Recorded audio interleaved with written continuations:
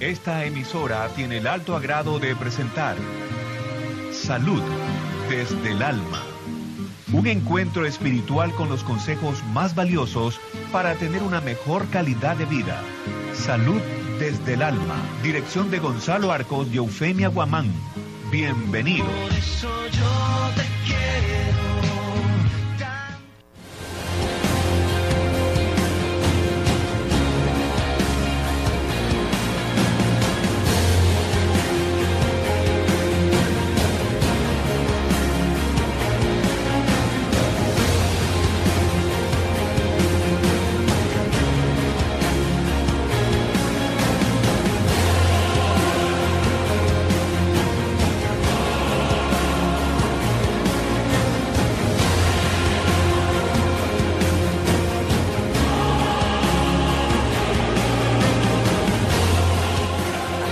Amigas, todos muy queridos, que tengan un buen día.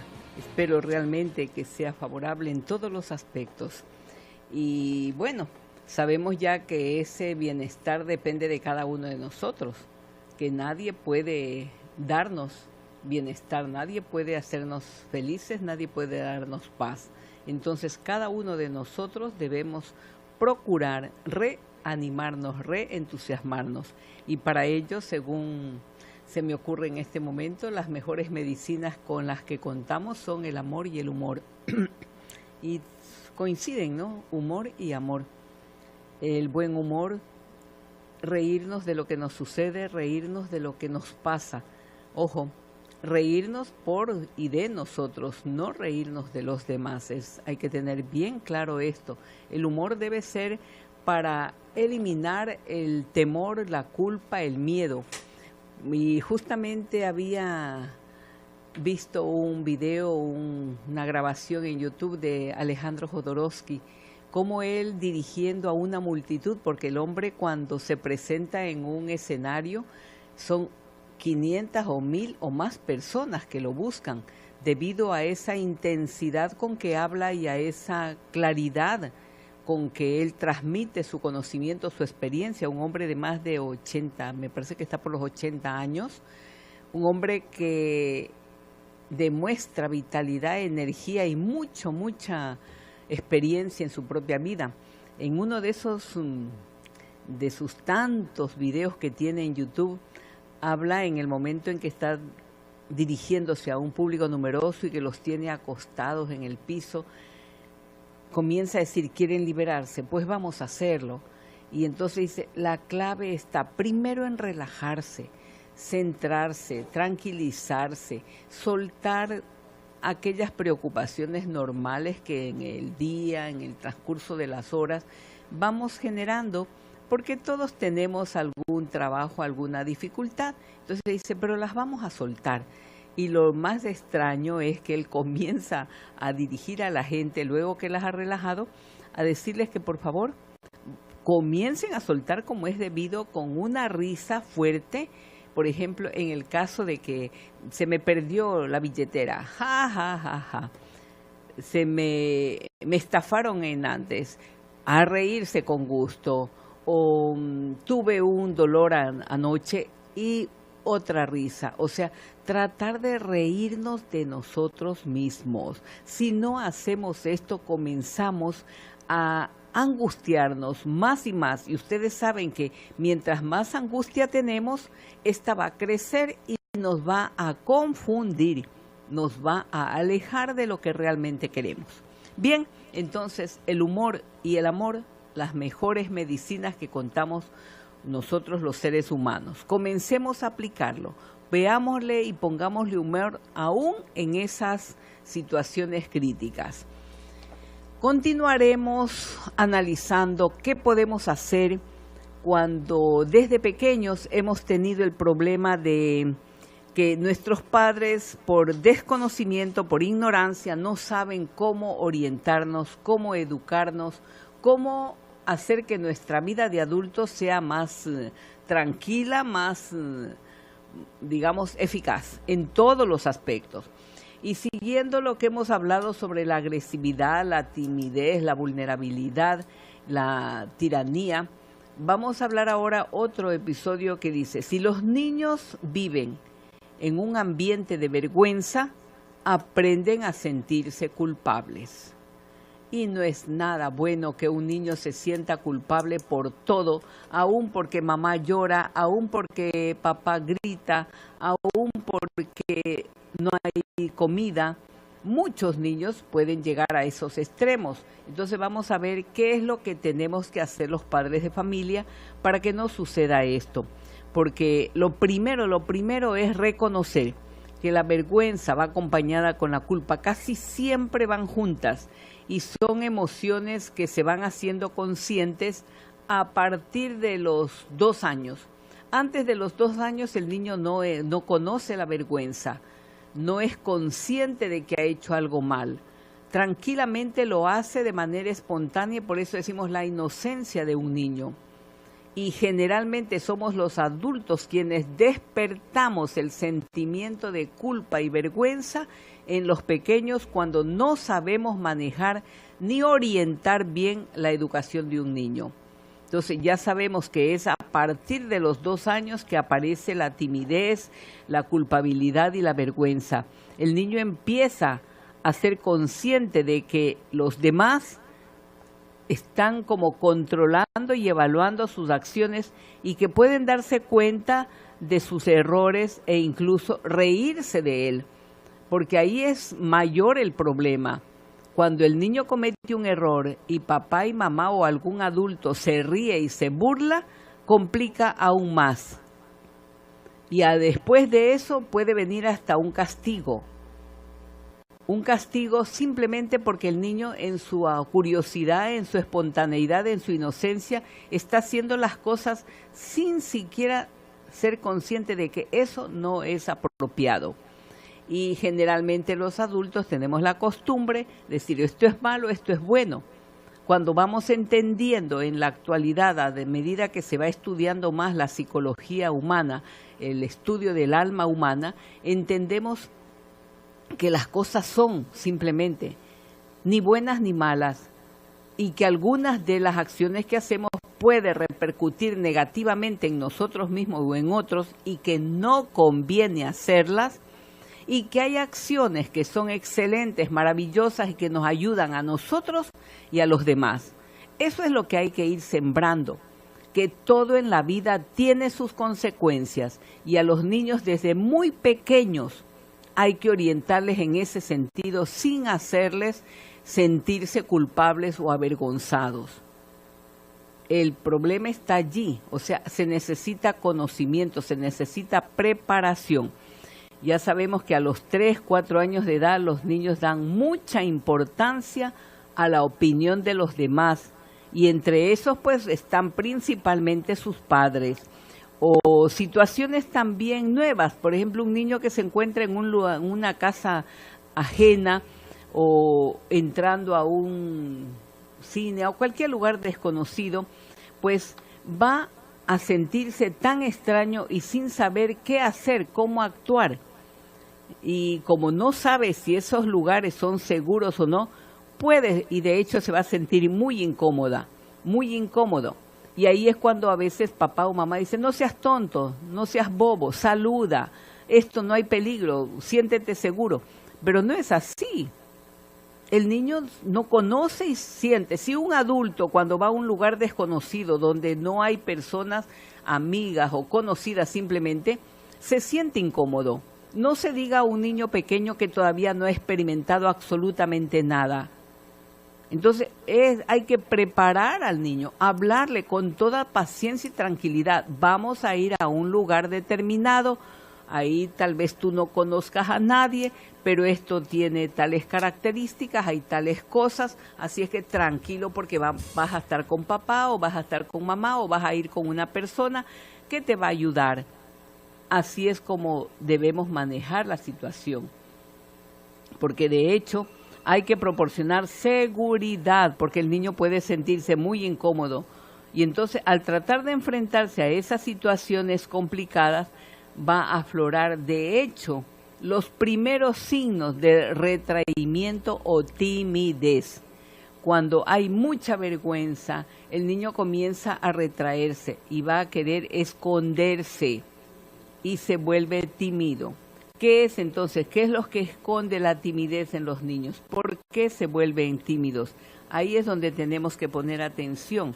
¿Qué esconde la timidez en los niños?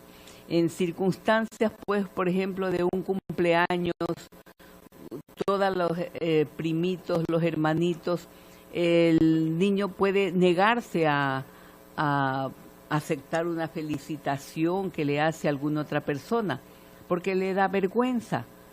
En otras ocasiones, en cambio, cuando está solo, tranquilamente puede aceptar cualquier llamada, cualquier cosa, comer. Simplemente actúa de manera diferente cuando hay otras personas. Entonces, hablemos y analicemos. Las emociones como la vergüenza y la culpa requieren habilidades, conocimiento, saber quién soy yo y qué es lo que puedo hacer y qué no puedo hacer, cómo socializar, cómo relacionarme con los demás. Esas son las bases principales para que la vergüenza, la culpa y la timidez no aparezcan ni afloren desde tan temprana edad y queden sembradas para toda la vida, porque recordaremos una vez más que todos estos programas que luego aparecen en la edad adulta, la timidez, la vergüenza, el pánico, todo eso fueron sembrados en la primera infancia. Entonces, entendamos bien, estamos hablando de la vergüenza y la culpa, que son dos emociones que fácilmente se confunden, porque la una encubre la otra. Por ello, cuando hablamos de culpa o de vergüenza, siempre tenemos que tener presente a las dos, culpa y vergüenza. No obstante, encontramos, sin embargo, diferencias que vamos a comentar, ¿no? Porque sí hay diferencias. El hecho de que se junten no quiere decir que son lo mismo. Hay que tener bien claro y observar bien los padres cómo podemos entender y darnos cuenta de qué es lo que está sintiendo el niño. ¿Es vergüenza o se siente culpable? Entonces, la vergüenza surge cuando el niño se da una evaluación negativa de su comportamiento o de su carácter. Y eso lo que le provoca al niño es un malestar muy, muy desagradable que le lleva a que deje de hacer lo que estaba haciendo y hasta sentirse un poco confuso mentalmente. Cuando, por ejemplo, un niño está tomando a escondidas algo que le dijeron, esto no vas a tocar, y el niño es sorprendido justo en el momento en que está yendo a coger lo que no debía, el niño se paraliza, se confunde, no sabe qué hacer y se queda quieto. Y si ahí en ese momento llega papá o mamá o un mayor y le da golpes, imagínense la consecuencia. Entonces el niño, con el fin de librarse de la vergüenza, comienza a buscar mecanismos para librarse de esa vergüenza. Entonces comienza y trata de olvidar la situación. Trata de esconderse. Esa es la vergüenza. Entonces dice, para sus adentros, no, hice mal esto. Se está evaluando negativamente. Y el niño que desarrolla vergüenza tiende a escapar, quiere huir de la situación y claro, ya sabe que tiene que evitar aquello que acaba de hacer.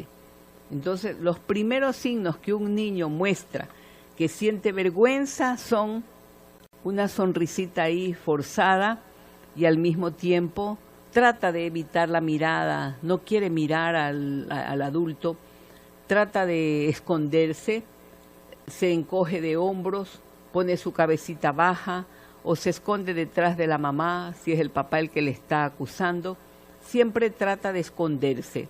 Ese es un síntoma de que el niño siente vergüenza. Y cuando siente vergüenza es por dos razones. No fue bien informado, bien aclarado qué es lo que puede, qué es lo que no puede, qué conviene, qué no conviene, y él simplemente lo hizo inocentemente, pero puede haber estado advertido previamente de que eso no le correspondía, era peligroso y sin embargo él lo hace.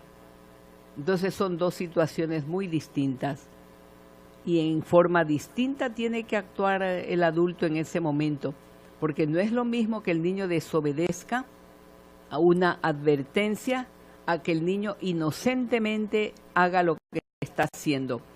Y hemos visto que la mayoría de las veces papá, mamá, adultos no han tenido tiempo de advertir al niño, ni de sentarse con paciencia, con todo el tiempo posible, a explicar los peligros, las conveniencias, los problemas que se pueden desencadenar por una acción inocente de él. Cuando no hay esto y simplemente se castiga, se grita y se le avergüenza al niño, él va a retraerse y comienza el problema del sentimiento de culpa y luego la timidez. Son cosas que hay que poner atención para no cometer el error. Observar perfectamente si el niño fue y bien aleccionado, bien indicado, bien aclarado, todo lo que podía y lo que no podía hacer. Ahora, hemos hablado de la vergüenza, que generalmente se asocia con una mala acción, una mala gestión de la ira. El niño se siente con rabia, aunque no lo pueda demostrar en ese momento, se siente mal. En cambio, la culpa, ¿cuándo surge la culpa? La culpa surge de que el niño, a su manera, va evaluándose negativamente a una acción específica que cometió. Y entonces viene un problema atrás de otro, centrado en la conducta. Y no es nada agradable que un niño se sienta así, con culpa. Esta emoción conlleva siempre una siguiente conducta orientada a reparar aquello que hizo. Yo hice esto mal, entonces merezco ser castigado, me han dicho que me van a cortar las manos, que me van a cortar la lengua, me han dicho que me van a cortar las orejas. Entonces el niño tiene culpa y miedo y no se aleja de la situación porque necesita repararla, no, sino que está lleno de miedo.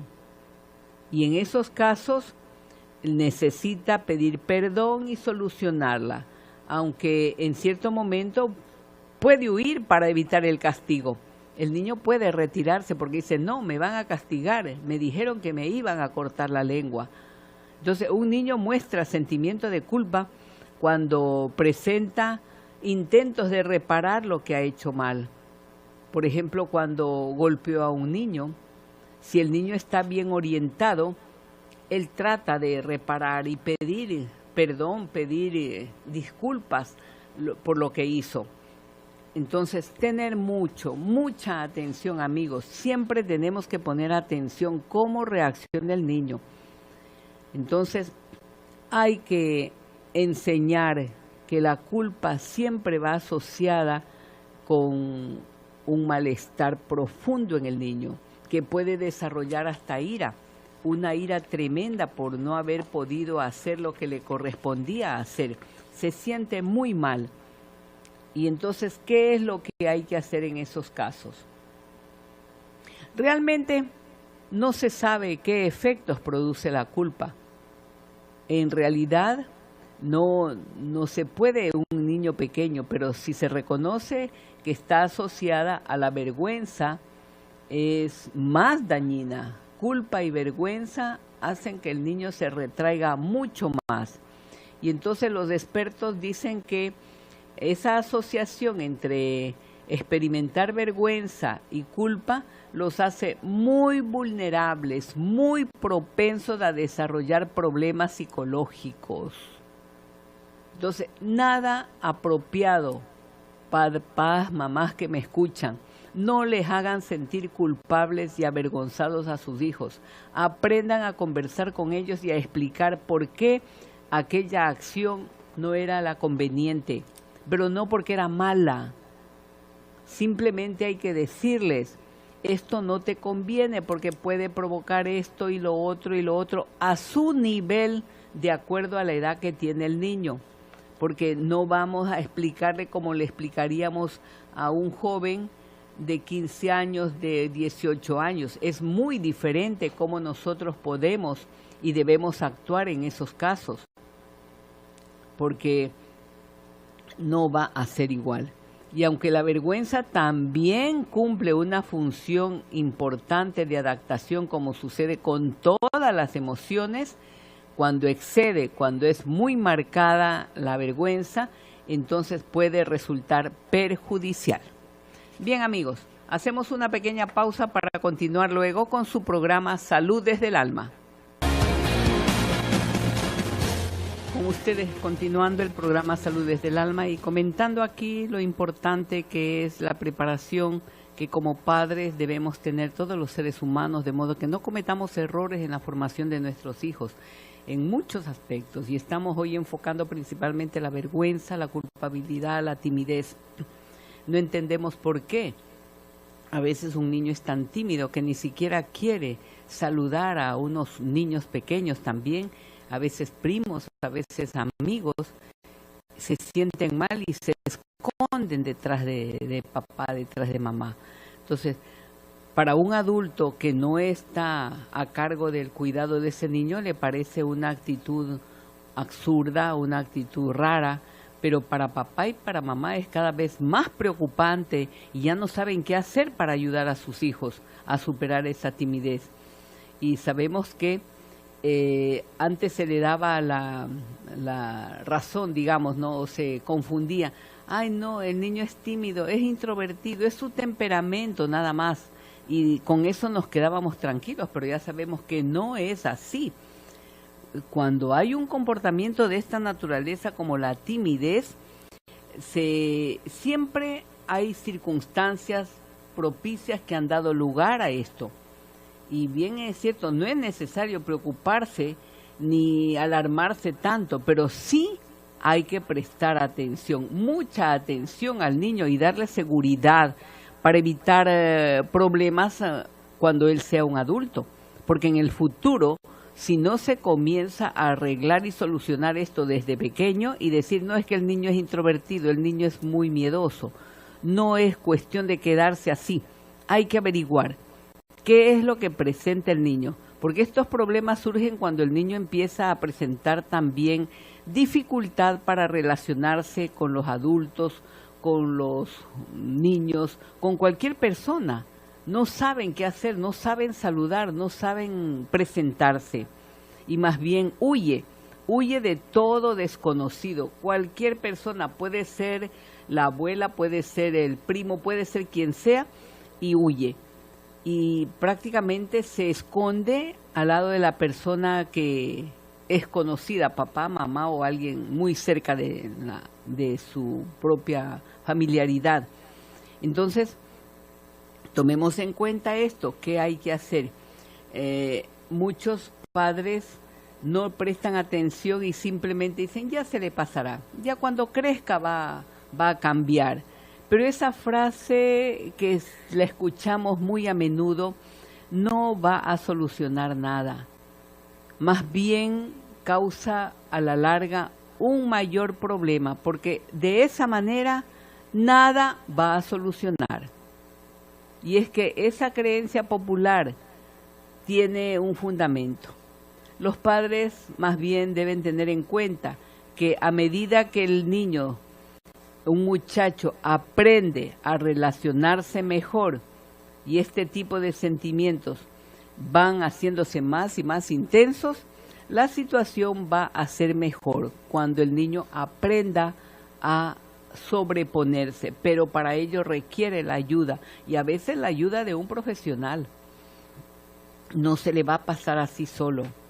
Necesita la ayuda de los padres, de los profesores y de un psicoterapeuta.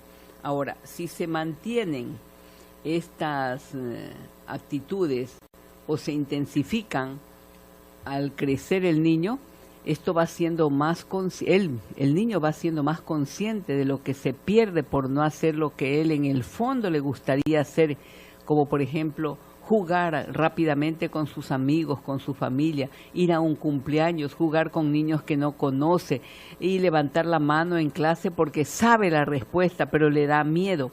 Entonces, el niño sufre porque no puede hacer esto. No, él quisiera ser como los otros, alegres, bulliciosos, muy abiertos a conocer a otros. Y esta sensación genera mucho sufrimiento y tiene tendencia a agravarse cuando el niño presenta poca destreza. Por ejemplo, no es bueno para el fútbol, no es bueno para las matemáticas, no es bueno para la gimnasia. Entonces comienza a desarrollar complejos y finalmente entra en una, digamos, en una espiral, ¿no?, que va forjándose la idea negativa de que él no sirve para nada y que esto le provoca poca estima. Miren cómo van surgiendo las cosas simplemente porque no se puso una alerta a tiempo y no se pudo corregir a tiempo. No deje pasar. Su niño desde pequeñito necesita que usted le vaya enseñando cómo debe responder, cómo debe hacer para apoyarse cada vez más, para adquirir cada vez más seguridad. Y hay muchos psicoterapeutas que recomiendan los cuentos. Ustedes, como padres de familia, busquen los cuentos. Hay mucha ayuda en esto. Yo voy a ver si mañana les consigo unos libros para darles los nombres, para que puedan ustedes allí. Hay para cada problema, para la timidez, para la vergüenza, para la agresividad, para la envidia, para todo. Cómo ayudar al niño a que tome conciencia de ello y cómo ayudarle a salir de esa situación, porque es una situación dolorosa para los padres pero sobre todo para el mismo niño. Y cuando ya no hay una forma personal propia de ayudar, tenemos que recurrir a quien nos ayude. Y hay formas. Les decía que hay unos cuentos que ayudan en el manejo de estas emociones, como es el sentimiento de la culpa. Todos sabemos que ser padres es una bendición, pero también es una tarea muy fuerte, y todos tratan de hacer lo mejor que pueden con el conocimiento que tienen o con la experiencia que tienen de acuerdo a cómo fueron criados por sus padres. Muchísimos creen que, y lo hacen porque no tienen otra alternativa, hay que hacer lo que hizo mi papá. O lo contrario, yo no quiero que mis hijos sufran como yo sufrí, así es que hago todo lo contrario. Si conmigo fueron muy autoritarios, muy duros, muy tenaces, yo suelto totalmente. Yo hago todo lo que mis hijos quieran. No les reprimo absolutamente nada. Entonces caemos en el extremo opuesto. Entonces, la mayoría de los padres hacen esto. ¿Cómo fui educado yo? Así tengo que hacerlo o así no tengo que hacerlo. Y eso no siempre es lo mejor. Si usted se siente pleno, feliz, al máximo y ve que sus padres lo educaron bien, adelante. Pero si usted tiene inseguridad, tiene sentimientos de culpa, es muy vergonzoso, es muy tímido, es muy callado, atención, mucha atención. No transmita eso a sus hijos. Busque ayuda para que pueda salir adelante.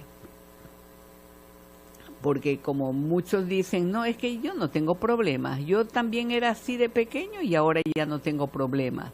Pero no todos tenemos la misma capacidad de reaccionar y buscar ayuda por nuestra cuenta. Y viendo un poquito más allá, ¿no? Sabemos que los niños sí pueden nacer con sentimientos de culpa. Yo leía hace algún tiempo unos libros que decían que los niños no nacen con sentimientos de culpa, porque ellos vienen como una tabla rasa, una hoja en blanco, sin sentimientos, sin emociones, sin reacciones, y no es así. Ahora, con mayor conocimiento, con mayor investigación, se sabe que los niños nacen ya con ciertos sentimientos de culpa. Por ejemplo, cuando la madre se siente muy apenada, muy triste por haber fallado a sus padres. Es que mis papás soñaban con que yo saliera casada, vestida de blanco, desde mi casa para contraer matrimonio con una persona apropiada. Y sucede que apenas tengo 17 años y estoy embarazada y no es una relación apropiada. Entonces, tengo culpa, tengo miedo, tengo vergüenza por esto que ha sucedido, y el niño que está en el vientre de esa madre siente eso. Es un solo cuerpo, una sola mente en esa etapa. Entonces el niño percibe todo eso y sentirá.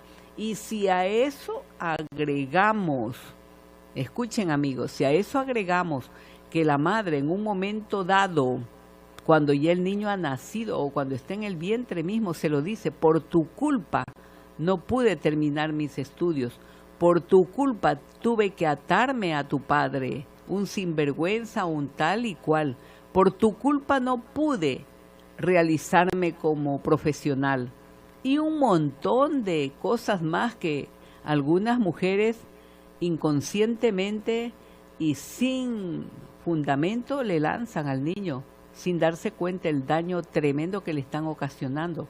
Entonces, esos son sentimientos de culpa mucho más peligrosos cuando se han infringido desde el vientre de la madre y en los primeros años de vida. Hay muchas expresiones comunes que ustedes deben haber escuchado, como por ejemplo: no llores, que me da pena verte llorar, o me entristece cuando estás triste. Haz caso de lo que te digo porque somos tus padres. Y muchas ocasiones también escuchamos esta frase: por tu culpa tuve problemas con tu papá. Entonces, esas frases que se dicen comúnmente a los niños sin importar las consecuencias, las circunstancias o la motivación de ellas. Una madre o un padre en un momento de desesperación grita y dice estas cosas a sus hijos y no toma en cuenta la repercusión. Cuando el niño debe ser tratado con mucha delicadeza, con mucha claridad, explicándole siempre con cariño toda la conducta apropiada que deben tener, sin sembrar sentimientos de culpa. Es normal, miren, algo que también tenemos que recordar los adultos es que es normal que los niños crean todo lo que les dicen los papás, porque ellos son sus referentes. Esto no nos acordamos los padres de familia y comenzamos a decir a veces tonterías y media por querer obligar al niño a que actúe de una manera que nos gustaría a nosotros. Comenzamos a decir muchas cosas que son falsas y el niño se cree porque dice: mis padres son lo máximo. Es lo único que yo conozco. Si ellos me están diciendo esto, es que esto es verdad. Entonces, hay que poner atención a lo que uno expresa, a lo que uno afirma delante de los hijos. Cuando la inconsciencia del adulto es grande, las consecuencias también van a ser grandes en esos niños. Y luego, cuando ya son jovencitos, papá y mamá no saben cómo manejar la situación. Pero ya sembraron en los niños muchos conceptos erróneos, muchas conductas erróneas que no supieron parar a tiempo y más bien comenzaron a denigrar, a engendrar en sus hijos mucha miedo, mucha vergüenza, mucha culpa. Y esto no sirve para nada, solo para crear sufrimiento en una persona que a la larga se convertirá en un adulto con mucha represión y va a sufrir. Entonces, nos vamos a dar cuenta que desde pequeños los niños comienzan a desarrollar una especie de juzgamiento hacia ellos mismos, ¿no? Sintiéndose mal por lo que deberían haber hecho, por lo que no hicieron o lo que deberían estar haciendo. Porque cuando el padre o la madre o el profesor da una orden y el niño se resiste a hacerlo, ahí viene justamente la forma inadecuada de responder de papá y mamá, lanzándole expresiones como eres un tonto, eres un malcriado, eres un sinvergüenza, y en fin, ya sabemos todas las frases, ¿no? Y entonces, esto les va a impedir más bien que el niño tome decisiones apropiadas, van a perder su espontaneidad y más bien desarrollarán mucho temor, y además pueden aprender a mentir, más por miedo a ser castigados que por ninguna otra cosa más. La mentira surge allí. El niño, para defenderse, para no ser castigado, comienza y aprende a mentir, que es otra cosa que no se dan cuenta los padres.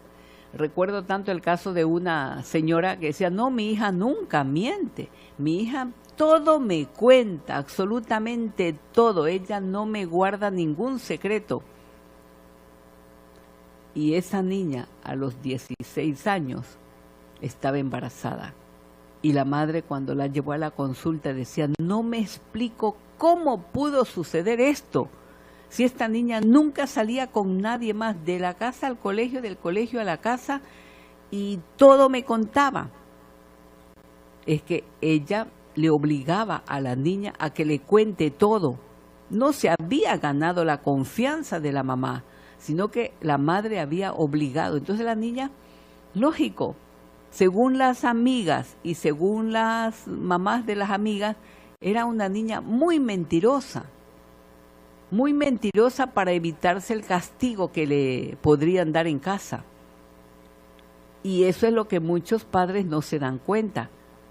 Son duros, son rígidos y creen que sus hijos están haciendo lo que ellos quieren y lo que ellos ordenan, pero no se dan cuenta que el niño está fallando y lo que está es ocultando porque dice, bueno, si digo lo que estoy haciendo me van a caer a golpes.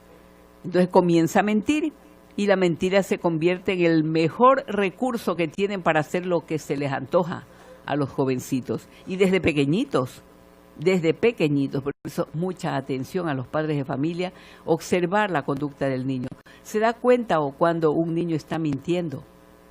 Y hay que saber un poquito del lenguaje corporal. Nuestro cuerpo tiene formas maravillosas de explicar cuándo estamos seguros, cuándo estamos diciendo la verdad, cuándo estamos mintiendo.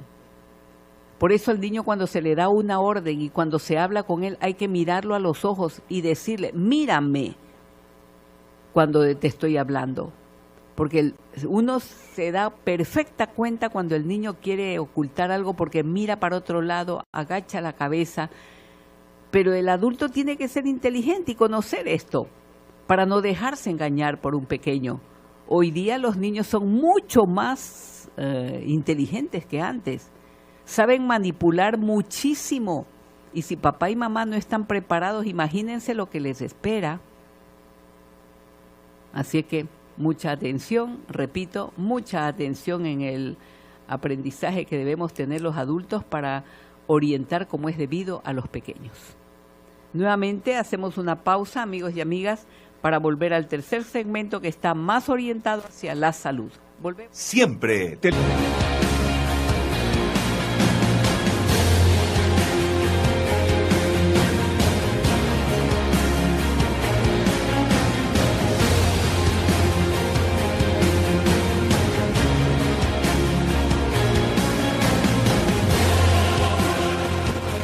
Nuevamente con ustedes vamos ahora a hablar un poquito sobre esta patología, esta enfermedad que también se ve con relativa frecuencia, como es la angina de pecho. ¿Qué es la angina de pecho? ¿Qué es lo que, cómo se presenta, qué caracteriza? En realidad, esta patología se puede presentar en hombres y mujeres. Es lo primero que tenemos que saber. Hombres y mujeres somos vulnerables a este problema, y la causa o qué síntomas tiene, qué es lo que siente la persona cuando tiene lo que llamamos la angina de pecho. Hay un dolor, hay una aprehensión, hay un ahogo, hay una molestia en el centro del pecho y es debido a la falta de oxigenación del músculo cardíaco. Entonces la sangre no pasa libremente a toda la masa muscular del corazón y la sangre representa el amor, representa las emociones vinculadas que circulan desde el corazón por todo el cuerpo. Es como si el corazón bombeara el amor hacia los millones y billones de células que componen cada órgano de nuestro cuerpo. Entonces, cuando no hay buena oxigenación en el músculo cardíaco, hay dificultad para bombear ese oxígeno, esa sangre, ese amor por todo el cuerpo. De modo que esta condición se debe a una falta de profundidad en nuestras relaciones amorosas. Esto es lo que nos está diciendo emocionalmente. Hay cosas, ¿no?, que yo me encuentro continuamente en la consulta. Últimamente yo trato de orientar la sintomatología que me trae una persona a la consulta con algún problema que esté viviendo tanto en su relación, en su trabajo, en todo sentido. Y llama la atención a la persona que consulta el que yo le haga estas preguntas y me dice, pero ¿qué tiene que ver esto con lo que yo estoy sintiendo en estos problemas? Como es una gripe, una cistitis, un dolor de cabeza, unos cálculos biliares. Me dice, ¿qué tiene que ver? Porque a mí no me han dicho nunca esto. Bueno, es que antes, y como lo mantiene la medicina convencional, no hay ninguna relación. Simplemente, pues usted tuvo mala suerte y comenzó a generar cálculos en la vesícula. Usted tiene mala suerte y comienza a presentar angina. O es la voluntad de Dios o es la prueba de Dios que le está mandando. Entonces comenzamos desde esa visión de la medicina alópata a buscar causantes en los hongos, en las bacterias, en el virus, en los parásitos, en cualquier agente, un frío muy fuerte, la lluvia, el calor excesivo, en fin, comenzamos a buscar la causa en factores externos, pero nunca en la situación que vivimos, y ahí está lo principal.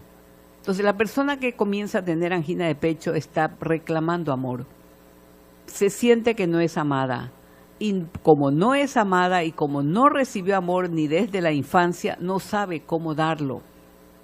Entonces ese es el problema principal, lo que se está descubriendo ahora que se comienza a investigar qué emoción se encuentra atrapada en un síntoma, en una enfermedad.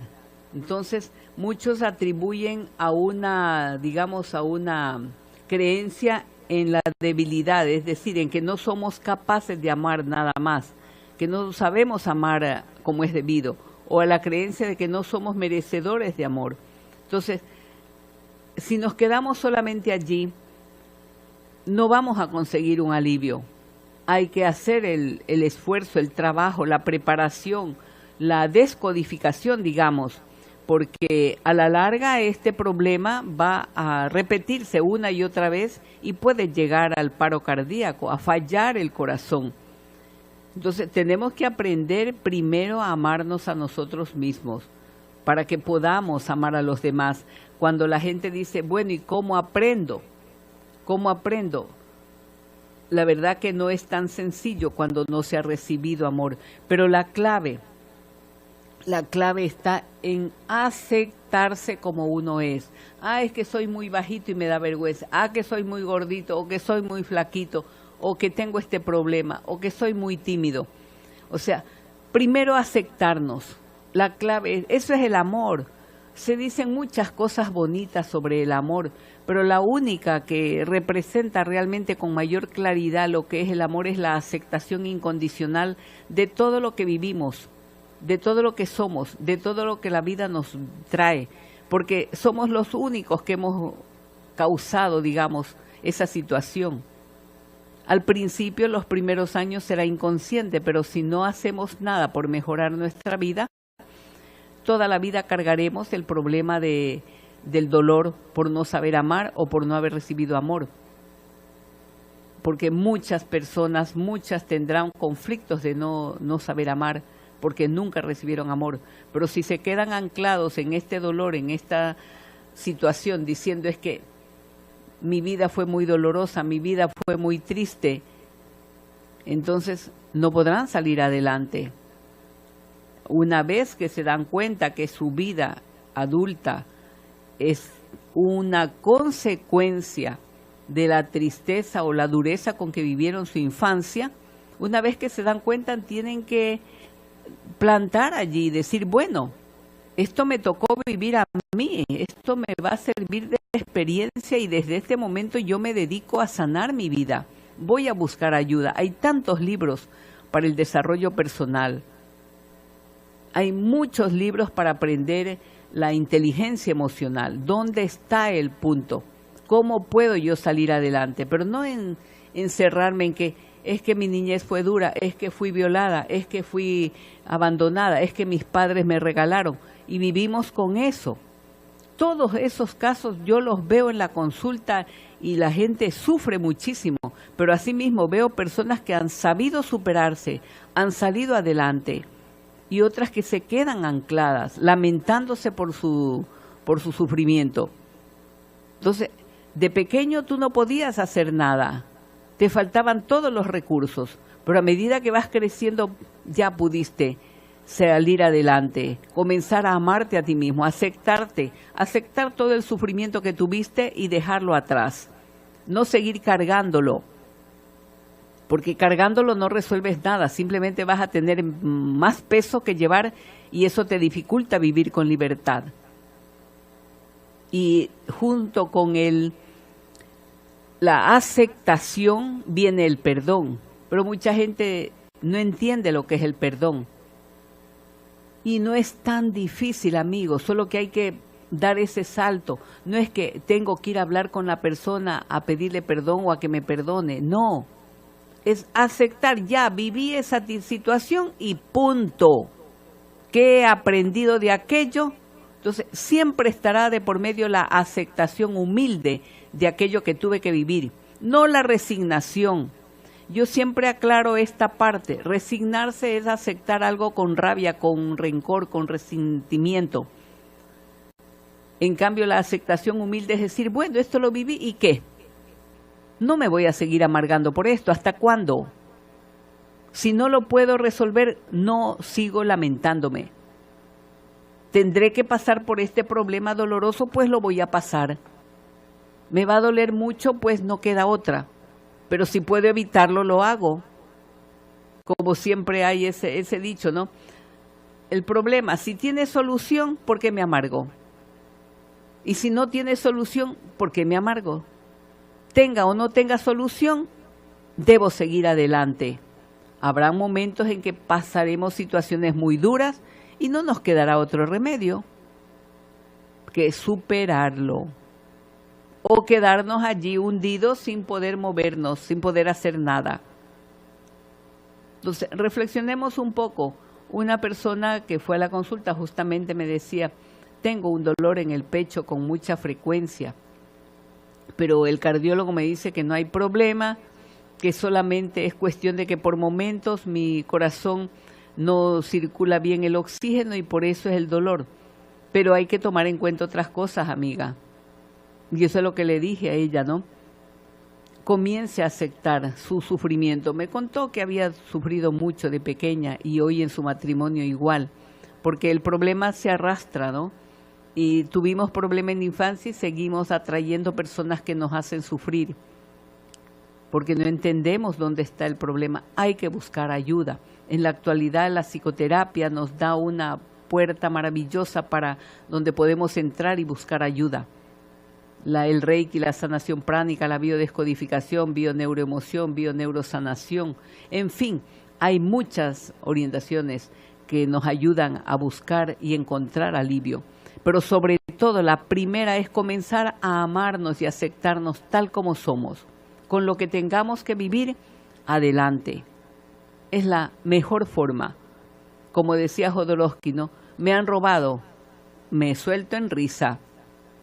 Me han insultado, pues me voy a reír.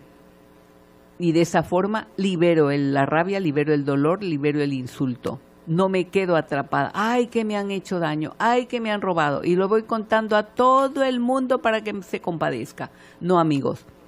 Soltamos el problema lo más pronto que podamos. Bien, aquí vamos a concluir, amigos y amigas. Les agradezco muchísimo la sintonía. Espero que el resto del día sea magnífico y que Dios los bendiga. Hasta mañana.